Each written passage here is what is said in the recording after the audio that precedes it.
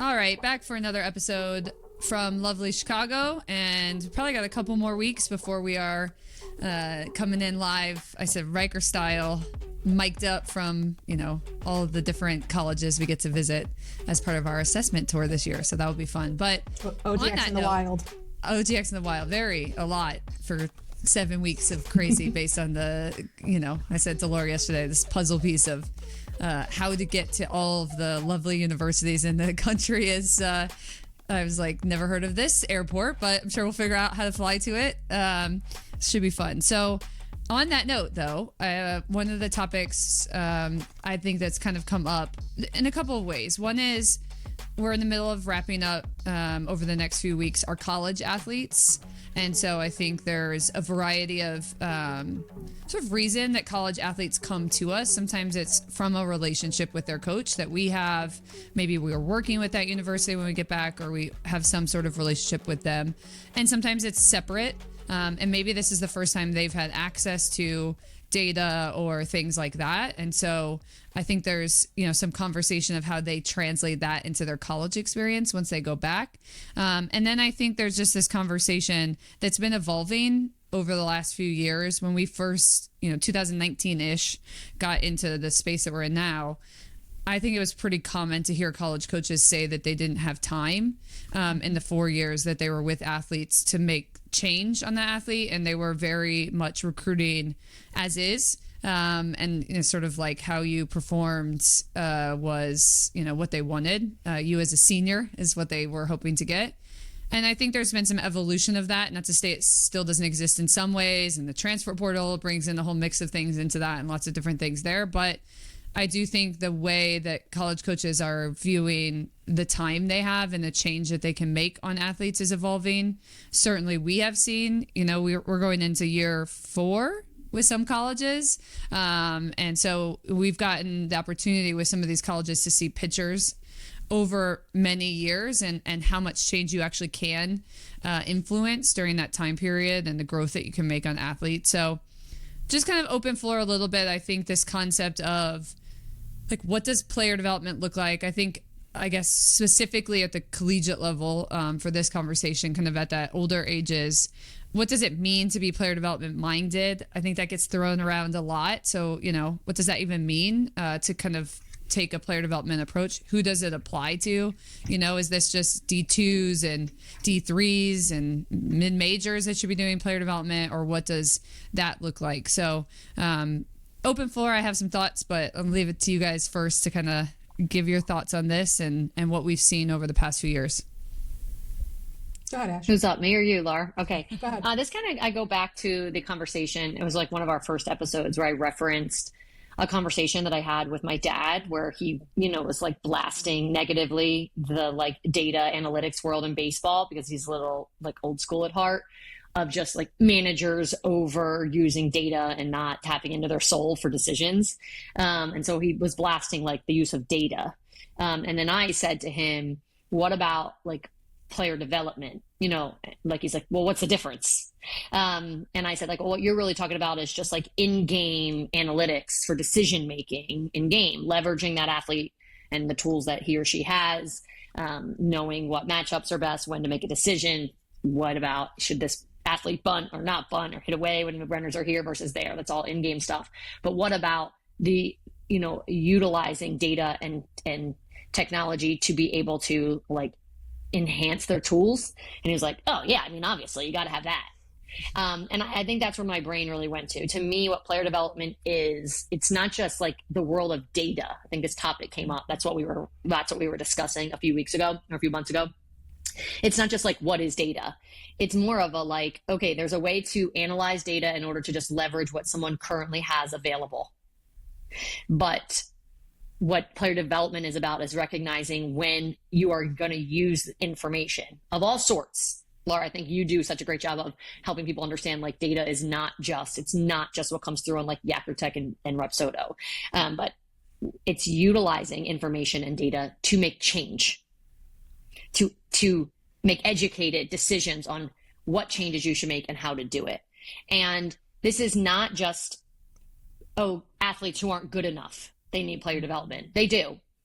This is also in the boat of, okay, I have this freshman. She had an amazing year, but now everyone knows those tools. Where could we grow something? What does she have access to? Can we dive into her story and understand? We don't want to spend. You could look on paper and say, oh yeah, if she had a pitch that did this, that'd be a game changer for her. But can she tap into that? Do her patterns allow her to tap into that? It's really understanding that layer of things.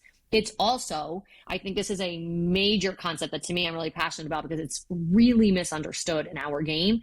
We assume that as a softball pitcher, this is what we measure, this is what she has, that she just will always have it. And in fact, what we measure of athletes of all levels of performance, ages, performance regresses, because in our game, the demands, the workload demands are so high all throughout the year that does not stay stable. That -8 drop ball regresses to -5.5, 6 during when it's fatigued. There's pain obviously involved in people's stories. This is not just this constant stable merry-go-round for athletes. It is an up and down roller coaster. So my question is, who is managing that? Maybe those tools are good enough. Maybe no one has to go in and intervene to grow an athlete's tools because that's how good she is. But what about when they regress? Why do they regress? What happens to her?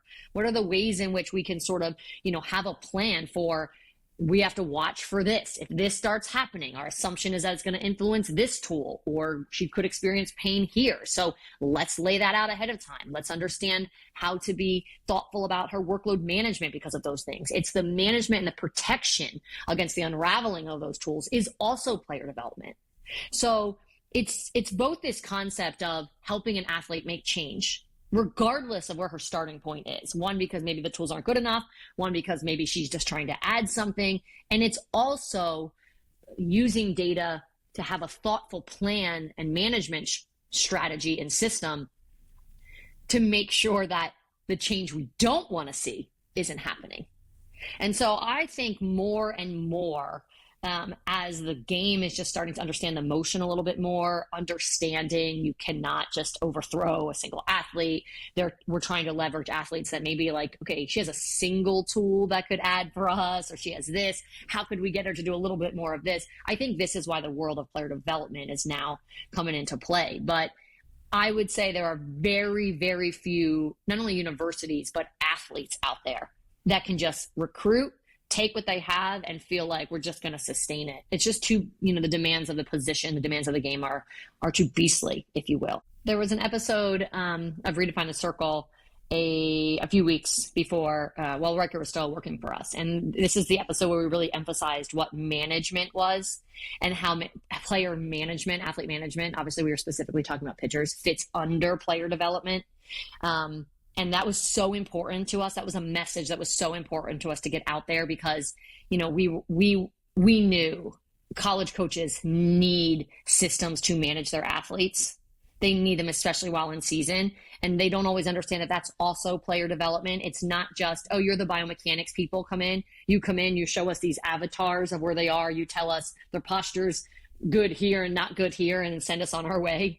It's really about, that can sit at the root of the story. It doesn't have to, but it sits at the root of the story to better understand the athlete in order to ultimately manage her tools. Again, whether it just includes growth of it, if it includes growth and management of it, or if it just includes the management of it. Like, how do we do that? How do we determine what bucket she's in? So, I think that, to me, I don't think there's a single staff out there that doesn't need this process. Now, not all of them obviously feel like they need the outside resources from us potentially, and they feel like they have stuff like that in-house. But I think that there's no doubt about it. This is not you have to develop, you're going to get lower level athletes and you have to develop them. That's not what we're talking about at all. It's so much more robust than that. Yeah. I think when you were talking, I was thinking of MLB, obviously.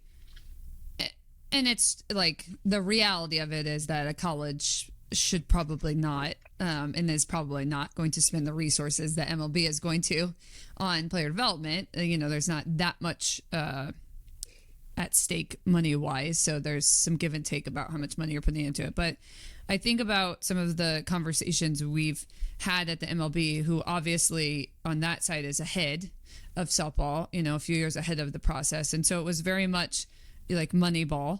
So am I thinking of, and at that time it was really even, I think Moneyball was even a little bit more about hitting, like who is going to walk a lot, and is the person that walks a lot going to set me up for having runners on base, and sort of what are the stats and statistics behind, the statistics behind if I make this move, if I pick up this player, for cheap, but he gets on base all the time, then I can, score runs and things like that. That was the first movement. And then there was this idea of, okay, let's look at the tools that players have better. I think that was the second one, which is, it's kind of a bridge, I think, between the two concepts, which is, what does this pitcher throw, for instance? And if he just throws that more, is he going to have more success if he just throws this weird thing more often? And so you saw people getting traded and then suddenly having success just because they were going to programs where they were using them appropriately. And then the next thing was, can we influence it? So you saw, MLB teams investing for themselves in biomechanics labs and things like that of, can we get this person who throws 92 to throw 96, 98? Can we see what pitch this person could throw, because how much they supinate or pronate or what their sort of tendencies are? Can we start to tap? This is pitching specific. I think hitting's getting there, but can we sort of tap into that? And so you saw that this heavy influence. And I think right now in baseball, you're kind of seeing this now. I think there's some conversation at baseball. They're having issues with injuries and things like that. But you see this kind of mesh of all of it, which is they're throwing fastballs way less than ever because they sort of see the stats that you get more swings and misses on the off-speed breaking stuff. But when you throw a fastball, they're throwing those harder than ever because they found ways for everyone to tap into more and more velocity. And I think this next wave, and that, we already started seeing this in orgs for them, is this concept of, well, can we now manage workload in different ways, and not just pitch count, but can we measure jumps? Can we have them sit out in certain times? How can we influence injuries and looking at that and start to influence that? And that's kind of the wave they're on. All of that is player development, right? So I think there's these layers of things. And I think for me, it felt like, okay, at first softball was just like, we can't do any of it. We don't have the tech. We don't have the time. We can do none of it. Like, there's no space. What we meant by that when the community said that was that we don't know, we don't have the knowledge. Right. We don't have knowledge, so we didn't know what that. to do. So it's too much. Kids that are good enough, and that's what we're looking right. for. And then I think it's like, okay, well, then we started getting some knowledge on data. Some people did. I think it wasn't sort of generally available, but there was some information that some higher level people had. And so we got into this, like, between like Moneyball-esque and matchups into what should this pitcher throw and when should she throw it and that type of thing. We started getting some of that. So you saw some pitchers that were weird or different having success at programs that could use that, right? And so I think that's kind of the phase we've been in. And I think for us, where we've been trying to push it is that there's stages beyond that. There's stages beyond that where we could influence the actual performance of pitchers and hitters a little bit more. That applies for everyone. I think one of the things I see a lot is that it's like, when you're not good enough, you should do that. That's kind of what you were saying, Laura, that like, it's like when you are bad, you should do player development, or when you're not having success, or when you're hurt or something, like, then tap in, then you got to go. We get a lot of those phone calls. My coach told me to call you because I'm hurt and she's not help me, or my coach told me to call you because I'm not doing good enough, or and those athletes should be calling. They should be doing it. Absolutely. Right. Yeah. But then there's also the person who's like, when we're talking about MLB, we're talking about influencing people who are already good and they're trying to be better and get leverage and become better to then have a good performance the next year and the next year and stay in the game. There's a whole variety of reasons you would want to do that. So I think that is, go ahead, Lori. Sorry. So the statement that keeps like floating around my head as you guys have been talking is like, player development is just human development. It's just the context of sport, right? So the collection of data, no matter what kind of data it is. We started with performance because that was, when I say performance, I mean ball flight, I mean exit velocity, I mean things like Rapsodo, because that was what had the most immediate impact on our decision making in a game. Makes sense. It has the most urgency. It's the most like, I'm making a decision on the spot. And so that's where we started. And I say we collectively in the softball world started was, with the performance side. But as we have started to, at OGX, start to, understand and collect performance data over long periods of time, you start to realize that like that's a top layer. But when you are talking about the human underneath of that performance, it requires different types of data. And I so appreciate, Ashley, you said that about like, explaining that just like data, not all data is created equal, and it shouldn't be created equal. We need different types of data to tell us about the human experience of playing a sport. And that human experience is development in all of its forms, right? It's managing social, emotional, mental, physical, all of it. And so this concept that like, well, we have a developmental team and we have I'll use the words national team. Like, it's not a thing. Everyone needs development. Everyone needs management underneath of that. And so the human piece of it and the data connection is like, that data just helps you to demystify how complex humans are and how complex humans are when they're in a sport environment with adrenaline, with, quick decision making, with the hierarchy of coaches. And it's not just for the athletes who are maybe not hitting benchmarks. It is about managing the human who's not a robot and who needs all kinds of different data sources to truly understand what the heck it is that they're doing. And as a coach, I think, and again, I'm a non-coach, so I can come at this from a different lens. I'm a broken record on like that data just makes your decision making faster. You want to talk about like taking some of the guesswork out of how you're managing your athletes, avoiding injuries, managing workload. I mean, I'm going to be honest, pitchers and injuries for the next couple of years are going to be rough. They're going to be rough as we see this sort of generation of pitchers come up through their instructional systems and some of the things we've been teaching them at their current ages. Pitcher health for the next couple of years are going to be a little rough as we start to get more information out there, but they've got to be managed and all of the human factors that go into that. And I never have seen player development as something that was only needed for the kids that couldn't make it. It's needed for every athlete at any level. It's no different than our own systems of managing our own health and our own, performance in our jobs. It's the same concept. It's managing those human factors. And you need information to do that because humans are complex as hell, right? And that's how I've always viewed player development like that. It's not just for the kids who can't hack it. I think there are two mistakes that coaches make outside of I don't have time to do things like that. I hope we're past that wave. If we're not, then that's the third mistake.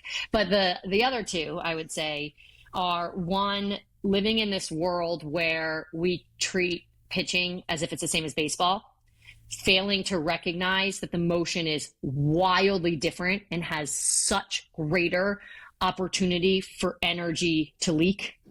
Keeping the kinetic chain intact in the underhand motion is a wildly different beast than in the overhand movement. What that means is that we are seeing, walk around a baseball field, how many deviations are you really going to see in the overhand move? How many deviations? You're not going to be able to pick two pitchers out at a softball tournament where their patterns are the same.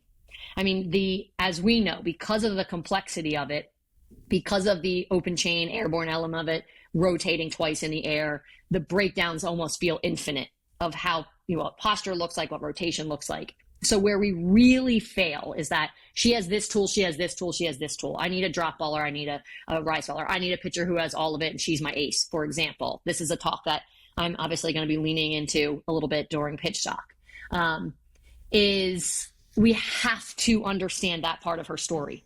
Even if her tools tell you she's the ace and can take 2 out of 3 games in a series, if her level of inefficiency in the motion is very high, and you can have levels of inefficiencies that are very high and yield really, really strong ball flight data, when that's the combination, maybe she can be your ace when managed workload wise very, very carefully. But if not managed very carefully, or if not, it's not even understood that that's the dynamic in which you have with that pitcher, then she's not going to last. She's just not going to last until that, without obviously seeing, a diminish in her performance data and or her wellness data. So I think that's one major mistake, is that we just take this, as Krista referenced, like Moneyball concept, or let me just leverage a tool someone has, as if every athlete is fitting in some similar realm of patterns, of some similar realm of efficiency within the motion. And it's not there. It is wildly misunderstood in the underhand motion. So I think that's key. And I think it's a huge mistake that we make in the pitching community, is just relying on the ball flight. Mm-hmm. The other is the flip side. Could you say things like movement assessments? There's other places out there, obviously, that do things like, I'm going to come in and test this, motor preferences is a really big one. There's a variety of ways in which people could feel as if like this is also player development. We are measuring things about how our athletes move in and out of the skill, but I think it's a mistake to take data like that and to not link it to the ball flight data. 1,000%. So it's the other side of it. To me, it's the extremes. It is just taking the data and saying, this is what we're leveraging, as if it's unchanged and that there's not individuality. It's not all created equal. And then there's the other side of, let me take these player development concepts and, maybe some of these concepts are really great information.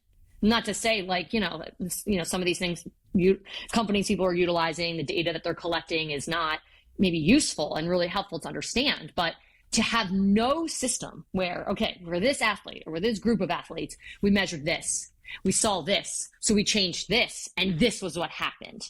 The power of our systems, of course, and why I would argue with 100% confidence that there's not a single group or entity that does player development better out in the softball world, is because of our phenomenal ability to take one end of that spectrum that I just described and link it all the way to the other. And I think where we have realized is where player development is actually most powerful is when you include those two ends, you include those two worlds together to educate your decisions, your strategies, training approaches, et cetera, et cetera. So we believe wholeheartedly in connecting those concepts, but there's a lot of different people and organizations out there that offer things that you could argue are under player development. It doesn't mean it's wrong or it's bad, but you have to understand, if you're choosing things like that, what it's leaving out. And so you can't leave it out. You could, but not suggested. If you leave it out, then I assume somebody under your organization is then linking it and creating, visuals to look at trends and data and how it's been influenced. And if not, then ask yourself, like, is this enough? If I'm going to empty my entire player development budget on something that's only going to give me one side of something, and I don't have somebody on staff to connect the other side, is it enough? And that's, I think, a mistake that we do make. And I think it's why I believe in what we do so much. It's because we see every day the power of connecting those two worlds. And I don't believe it works unless you do that. Yeah, I was just going to say, I think it's like, sometimes people listen to this and they're like, how the hell could I do all of this? Like, I have two people. Which is a fair statement. It's a fair statement. Yeah, I don't have this. And I think, like, the three of us sat in rooms together, and with Carly when she joined, and we didn't know each other's skill or the side of it or any of these. And it just started by being open to allowing people to own their expertise, but questioning, is that right? Is what you're bringing into this based on, can you tell me why you're doing that? Can you tell me what that has to do with hitting? Let me sit down and talk to you about hitting. And then you sit down and talk to me about movement, and let's all learn and grow from each other. And I think you do have enough staff. You have an AT, everyone has an AT.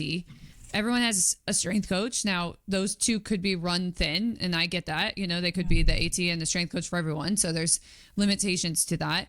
And you have an assistant, and you have yourself, and any other help that you get from that. Obviously, there are people that have huge staffs, but I think it starts with not just sort of like too hard, or turning and saying like, well, that person, I have to follow exactly what that person says, and I can't ever ask questions or try to dig a little deeper into those things. So I think it's trying to create, and we've talked about this in many avenues, different coaches that we've worked with that do this so great, but building as big of a group as you can, and maybe it's only 4 of you, but maybe it's you're Trisha and there's 20 of you or whatever it is. But there's, it varies in the size of your group, but that bring different elements into this. But they have to be equally sort of centralized in, we want to maximize our kids and we want to dig to the root of maximizing our athletes, ultimately performance. And so we need to start digging of like, okay, based on where our team is right now, what is the number one factor that's going to influence? We have a bunch of injured pitchers, so we got to go after that. We have one ball path, without realizing it, before I knew, I recruited a bunch of kids that just threw one thing. And now I see that I got to try to do something different. Or on hitting, we've had this conversation. We have very high people. They get ball flight for the first time and realize that their kids do not remotely hit the ball hard enough to have success at their level. So, okay, here we are. We got to get power in a variety of ways. I got to know what kids I'm recruiting do. And then is that something we can build? Is it? I don't know. Maybe it's not. But can I talk to my strength coach? Can I talk to whoever I need to? And is this something we can build? So I think it's just like, it doesn't need to happen instantly.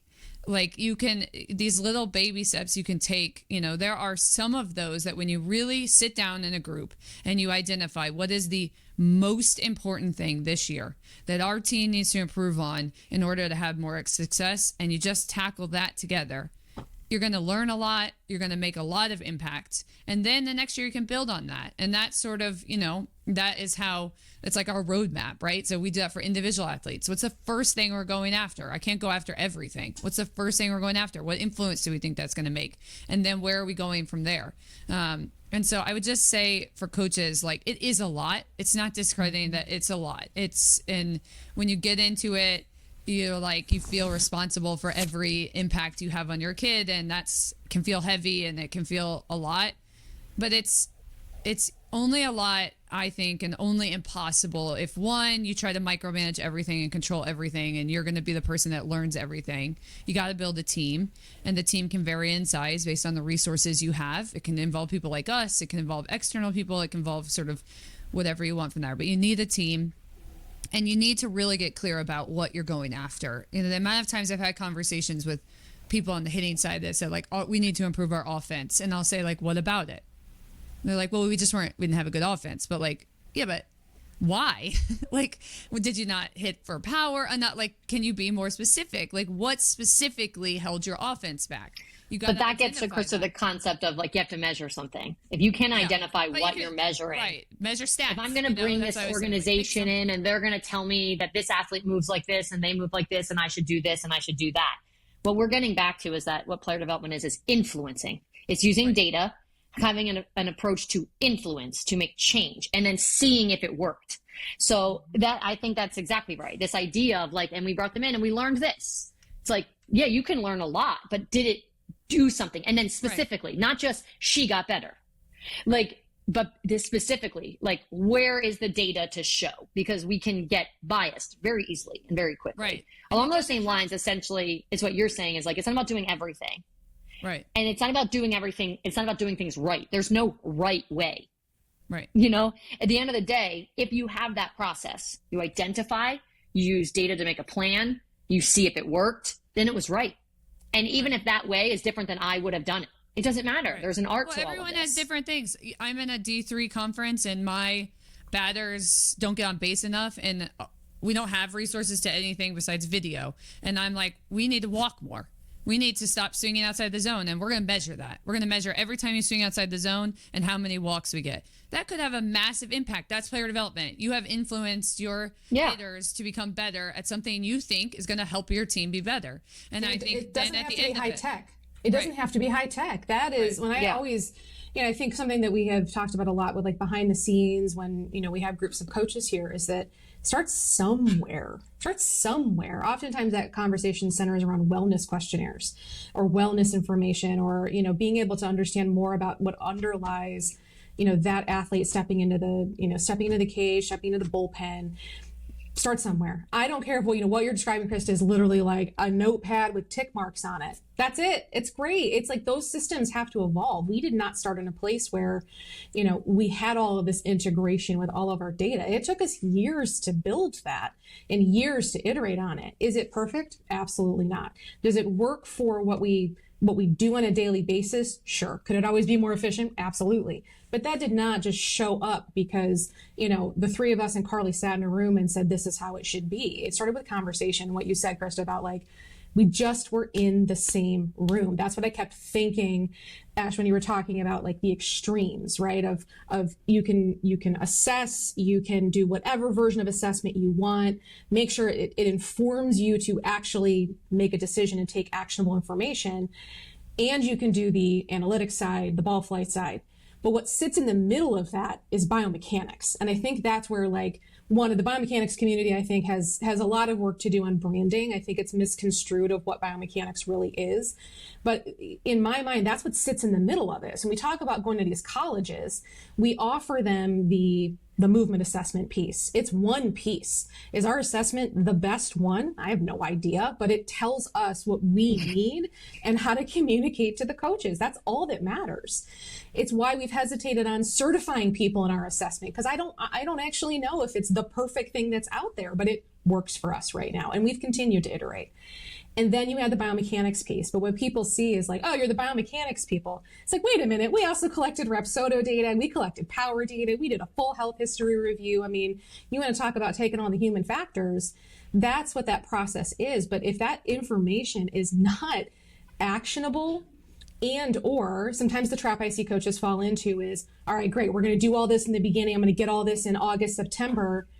And then nothing. It's like, great, you have that baseline. And as you said, Ash, like, she's not the same version of herself in 2 months that she was when you first assessed her, or whatever that assessment looks like. It's why continual information about the day to day, week to week, month to month is so critical.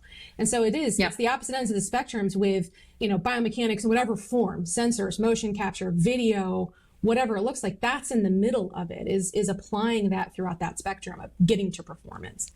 Yeah, you're absolutely right about biomechanics being in the middle. I think that's a great way to describe it. It's why it can be bypassed. Does it connect the story much better? Absolutely, because it is the bridge between. But do we allow athletes, individual athletes, to start with us by just getting movement and then measuring its influence on the ball as we create plans? Yes, right? Because it's like, it really strengthens the story because it provides the bridge between those two bookends, but it's not necessary. But the bookends are.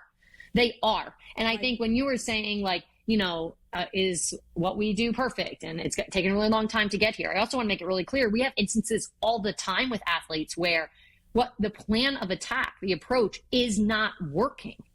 And the way we know that is because there's a measurable and it informs us. We say it's a constant feedback loop.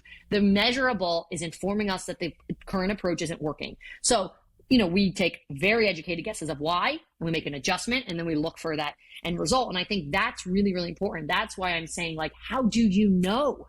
What if it did work for athlete A, but it's not working for athlete B? She is stagnant. She is regressing.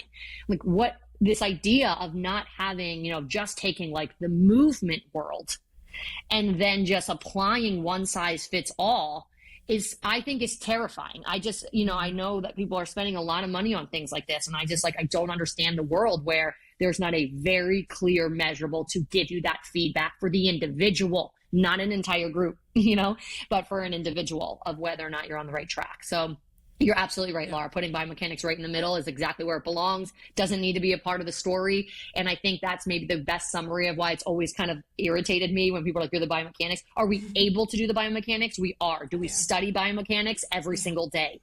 But what our actual strength is connecting the one bookend to the other with the option of biomechanics in the middle. And I think that's the best way to describe it.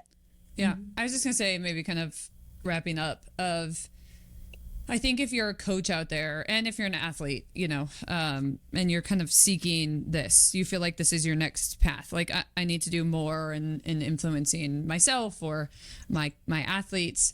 It's really, really not just about grabbing a random new thing and bringing it in to just gather random information. It's so very important that you understand what you are trying to influence. Why do you need player development? What about your team is now? I think there's going to be an answer to that. I think it would be very unlikely for someone to be like, we just don't.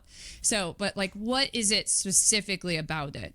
From our standpoint on the pitching side, we feel pretty confident for all the reasons Ashley's saying that what our product delivers to the people that we work with is to also help guide the answer to that question about your pitching staff.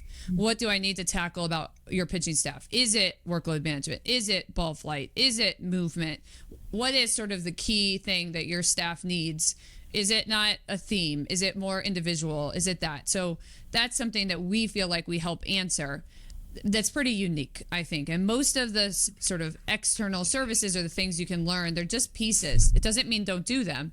If that's what you feel have identified as like, I have to learn more about X because our team is really struggling with this. And so I'm going to go take this course or I'm going to bring these people in because this is very clearly what our program needs. But it's not as simple as like, we've seen things like, the cognition test and different things like that. And those are awesome. But is that the thing that's going to unlock your team? And it's not to say don't do it. Maybe you have the resources and you're at the point where you can do all of it and you're going to grab anything and see what you can tap into. The answer is no. It's not the thing because there's not a thing. There's not a single thing. Right, exactly. But it's like, right. It doesn't mean the product isn't good. Yeah, but what is the thing you're trying to influence? And you got to answer that question as a coach independently before you decide then how you're tackling it. So I think that's the first step is, we really struggled with X and I have some hypotheses for what I think would influence that. It seems that we struggled in the weight room with our movement. It seemed that we swung at pitches outside the zone. I'm not really sure why. It seems that we blah, blah, blah, blah, blah, whatever it is. Lay those things out and then start to investigate, who do I need to bring in to help me solve this? Is it just internal? Our strength coach, our AT, is it our mental health coach, whatever? Like I need to bring these people in. And if they don't have enough resources or they don't have the knowledge, then that's when you can start going to external people. And that's what you should be asking is like, this is the answer I need. This is the help I need. Is this a way that you can help me? Not just, can you give me more information? Because you got to know what to do with that. So I think when you're searching player development, we hear kids say this a lot. Like, yeah, they're, we laugh because a lot of times kids will be like, they're just like you. They also have a Rapsodo. It's like, no, that's just because you do have certain things or you say you do certain things or you bring certain people in, it doesn't make you player development minded. I think I would probably ask questions a little deeper than that. It's like, why, what do you do with that? What are you trying to influence? What is, whatever those questions. We're the whole gauntlet. It's why I obviously, like I said, with the utmost confidence, know that we're the most powerful piece out there because it's not a piece. It's the entire gauntlet. And to me, that is player development. And it's not like you said, Krista, it's not doing the gauntlet for all the things. But when you pick the one thing, it's about connecting that whole gauntlet to the one thing. And I think that's the biggest message.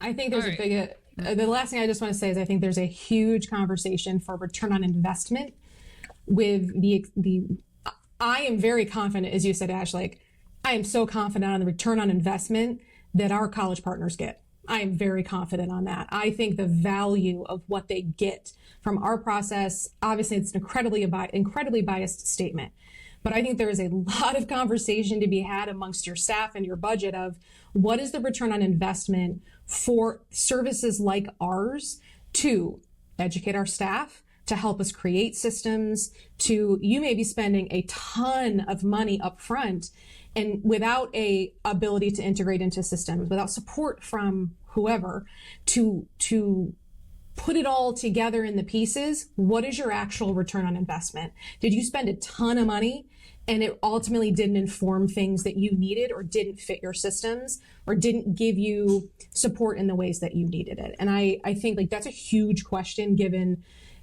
sometimes with schools, minimal resources. If you've got an infinite budget, that's not a question for you. You can spend whatever you want.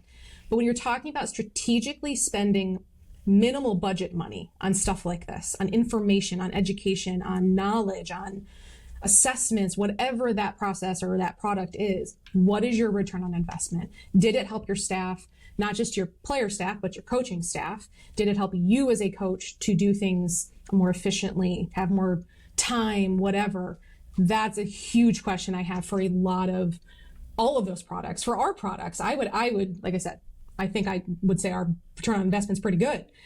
But I think it's a question for any external service that you bring to your campus and bring to your team, whether it's a travel organization, a college program, high school program, whatever. What's the return on investment? What are you actually getting out of it? Yeah, for sure. All right, we're going to pivot to our question. I already prefaced this with Ashley and Laura that this is really a question for Ashley. Dear Ashley, our question. Dear Abby. Dear Abby, we need a column, right? Yeah. Dear It's Ashley. like I'll play soft music in the background. We should have that. That'd be good. So our question today is from Alyssa Denham. Alyssa played at ULL and then Arizona, had a great college career, was the runner-up at AU last year, has been doing some work with us. So her question is very specific to pitching as it goes. And so we'll just let Ashley answer it once I'm done playing it, and then we'll wrap it up today. So I don't know that Laura and I will have, maybe Laura will. I probably won't have much to add on this, but. I haven't heard this yet, so make sure I can hear it. It's a surprise question. Okay.